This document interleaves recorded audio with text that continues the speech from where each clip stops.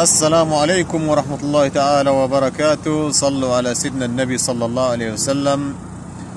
النهاردة قصة جميلة حلوة كده شيقة، فيها من العبر يعني.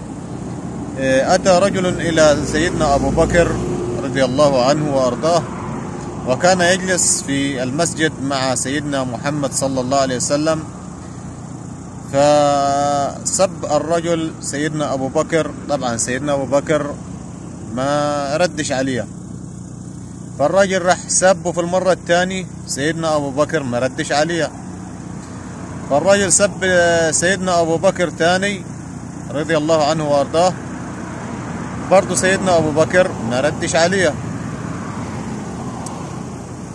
ففي الثالثة سب الرجل سيدنا أبو بكر رضي الله عنه وأرضاه، فسيدنا أبو بكر طبعا راح رد عليه في الثالثة. طبعا النبي كان جالس، النبي صلى الله عليه وسلم في الثالثة أول ما سيدنا أبو بكر رد على الراجل بنفس الشتومة يعني، سيدنا النبي صلى الله عليه وسلم غضب وخد بعضه وطلع خرج من المجلس، يعني مشى من المسجد. فقام وراه سيدنا أبو بكر رضي الله عنه وأرضاه، فخرج وراه. طبعا يا رسول الله، الرجل يعني سبني 3 مرات. قال له في المرة الأولى، بيقول النبي صلى الله عليه وسلم لسيدنا أبو بكر، في المرة الأولى سكت، ردت علي الملائكة. هكذا في المرة الثانية سكت، ردت عليه الملائكة. أما في المرة الثالثة فتكلمت وسبيته بمثل ما سبك، فجلس مكان الملك شيطان. مشى الملك اللي كان بيدافع عنك وجلس مكانه شيطان. فياريت طبعا الكل يتغاضى عن، يعني إذا جاء واحد كده وشتمك الله يسامحك، جزاك الله خير، بارك الله فيك.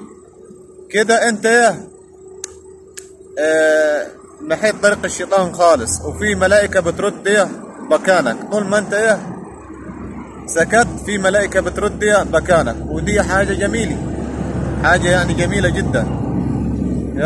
يا ريت طبعا كلنا نتعلم من هذه الدروس وهذه العبر. والكلام ده طبعا يعني أكيد بيعجب سيدنا النبي صلى الله عليه وسلم لما إنسان مسلم يتغاضى. يمكن إنسان مسلم تاني جاي بيتكلم يعني الدنيا قافشة معاه والأمور خربانة، فيسب، يعني ممكن يسب واحد زيه، فالتاني يتحاول يتلاشى يا اخواني، وفي ملائكة بترد. وممكن سبحان الله برضو الراجل ده يجي يتأسف في الآخر، يا محمد يا حمدان يا أحمد، والله أنا آسف، حقك علينا، والله يعني كانت الدنيا معاي شوية بس مزنقي، وهو جاء طيشة يعني من الشيطان، فسامحني يا أخي بالله عليك. فيقول له توكلنا على الله، سامحتك لوجه الله. فياريت طبعا الصفة دي تنتشر عندنا في الصعيد يا اخواني. اذا حد جاء شتمك يعني الله يسامحك، روح الله يسامحك، الله يسهل لك، لانه دلوقتي بقت امور يعني صعبة جدا، والعيشة بقت حاجة ربنا يلاطف وربنا يرحمنا جميعا.